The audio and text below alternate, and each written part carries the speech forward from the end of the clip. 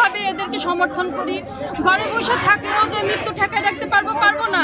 অতএব আমি সমস্ত বাংলাদেশের সমস্ত গার্ডিয়ানকে বলবো, আপনারা বাচ্চাদের সাথে রাস্তায় চলে আসেন, আপনারা ঘরে আটকে রাখেন না।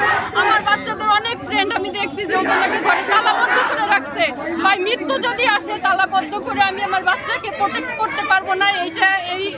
মানে দেখা গেছে যে 7 বছরের বাচ্চা মারা গেছে, 5 বছরের বাচ্চা মারা গেছে। নবজাতক শিশু বিছনায় ঘুম পাড়ায় রাখে, নবজাতক মা কেবল জানলার কাছে গেছে, সেই জানলা ভেদ করে সে মারা গেছে। তো ঘরেও তো আমরা সেফ না, তাহলে রাস্তায় নামি, রাস্তায় যৌক্তিক আন্দোলনের সাথে একমত পোষণ করি। যদি মৃত্যু আসে রাস্তাতেই হোক, তাও অন্তত বলতে পারবো যে ন্যায্যের দাবিতে। আল্লাহ পাক তো বলছে ন্যায্যের সাথে থাকো, সত্যের সাথে থাকো, সত্যের সাথে থাকলে বিজয় এক সময় আসবে। আর আমি আপনাদের মাধ্যমে জানাইতে চাইতেছি যে আপনারা আমার মতো যারা, এবং আমি মনে করি যে আমার মতো আমাকে দেখে হয়তো বা আরও 5 জন গার্ডিয়ান ইন্সপায়ার হবে। এবং আমি শুধু গার্ডিয়ান না, আমি একজন অনলাইন উদ্যোক্তাও। আমাদের লক্ষ লক্ষ অনলাইন উদ্যোক্তা রাস্তায় বসে গেছে, বিশ্বাস করবেন না, রাস্তায় বসে গেছে। আমরা এখন একটা ডাকের অপেক্ষা করতেছি যে আমরা অনলাইন উদ্যোক্তার ব্যানারে আমরা রাস্তায় নামবো, কারণ উপায় নাই তো ভাই। আমার ঘরের চাল ডাল কে কিনে দিবে? সরকার কিনে দিবে না। আমার ঘরে তো আমার যে মানুষজন, আমার তো খাইতে হবে, বাঁচতে তো হবে, আমার বাসা ভাড়া দিতে হইতেছে, আমার টাকা কোত্থেকে আসবে? আজকে 15 দিন হয়েছে আমার মানে একটা বিজনেসের 1 টাকা ইনকাম নাই, অনলাইনের এই অবস্থা। তো পুলিশ, ডিফেন্সের লোকজন তারা আমাদেরকে ভয় দেখাচ্ছে, যার কারণে অনেক গার্ডিয়ান, অনেক অভিভাবক সন্তানদেরকে বাইরে বের হতে দিচ্ছে না। তবুও আমরা যারা আছি চেষ্টা করছি সবাই একত্রিত থাকার।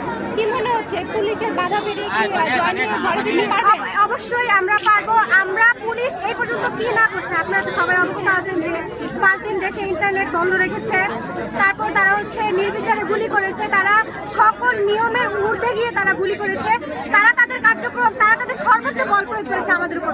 তবুও তারা আমাদেরকে দাবাইতে পারেনি, তারা আমাদেরকে ভবিষ্যতেও আর দাবাতে পারবে না। আমরা আমাদের অন্যায় বিচার চাই। এই পরিস্থিতিতে ঘরে বসে থাকা যায় না, যে অবস্থা দেখতেছেন, যে গুলি খেয়ে ঘরের মধ্যে মানুষ মরে যাচ্ছে। এই অবস্থায় কিভাবে একজন সচেতন মানুষ বসে থাকে? অভিভাবক হিসেবে এই যে সন্তানকে একাত্মতা জানালেন, আমি তো বলতে পারি না কখন আমার বাচ্চাকে গুলি করে। এখন আমার বাচ্চাকে যদি গুলি করে মেরেই ফেলে, আমার বেঁচে থেকে কি লাভ বলে? এই জন্য আমি আসছি, যদি মরি সবাই একসাথেই মরি। তার বাপের জোরে সবকিছু করবে। আমাদের যে কোঠার দাবি ছিল, সেই কোঠার দাবিটা এইভাবে রক্তে লালের বিলীন হবে এটা আমরা আশা করি। আমরা কোঠার দাবি নিয়ে নেমেছিলাম, আমরা যত স্টুডেন্ট নেমেছিলাম, আমরা সব স্টুডেন্ট ঘরে ফিরি নেই, আমরা আমাদের মায়ের বুকে ফিরি নি।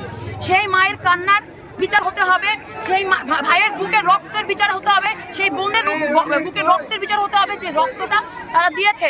এবং আমরা তাদের সুষ্ঠু বিচার চাই, এটা হচ্ছে আমাদের সকল স্টুডেন্টদের দাবি। এবং আজকে আমরা দাবিতে নেমেছি, সেই দাবি উপলক্ষে যত স্টুডেন্টদেরকে তারা ধরেছে বিভিন্ন জায়গা থেকে, সেই প্রত্যেকটা স্টুডেন্টদেরকে তাদেরকে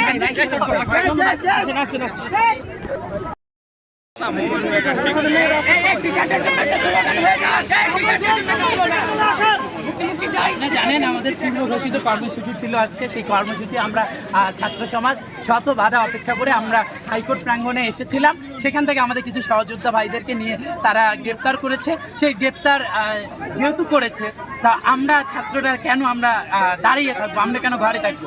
আমরা সেই ঘরের তালা ভেঙে আমার আম্মুকে আমি বলে এসেছি যে রাজপথ থেকে আমার সহযোদ্ধাকে নিলে আমাকেও নিয়ে যাবে। সেই আমরা প্রত্যেকটা বাসার প্রত্যেকটা আম্মুকে আমরা ম্যানেজ করে আমরা এখানে এসেছি।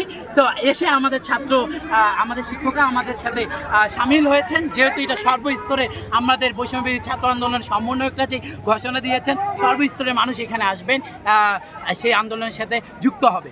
তো সেই ক্ষেত্রে সেই শিক্ষক সমাজ আমাদের সাথে যুক্ত হয়েছিল। হাইকোর্ট প্রাঙ্গণে দেখেছেন তাদেরকে মেইন গেট লাগিয়ে, মেইন ফটক লাগিয়ে দেওয়া হচ্ছে। মেইন ফটকের ভিতর থেকে আমাদের আইনজীবী ভাইয়েরা আমাদের হয়ে তারা আন্দোলন করে গেছে। এখন যেহেতু ওখান থেকে সরিয়ে দিল, এখন আপনারা কি করবেন? এখন আমাদের কর্মসূচি যতক্ষণ পর্যন্ত আমাদের সেই ভাইদের মুক্তি দিচ্ছে না, ততক্ষণ আমাদের কর্মসূচি আজকের মতো আমরা সেটা অব্যাহত রাখবো এবং শেষ করছি না আমাদের কর্মসূচি। যতদিন আমাদের ভাইদেরকে মুক্তি দিবে, তখনই আমাদের কর্মসূচি আজকের মতো আমরা ঘোষণা শেষ করবো। আজকের কর্মসূচি আমরা শেষ করবো।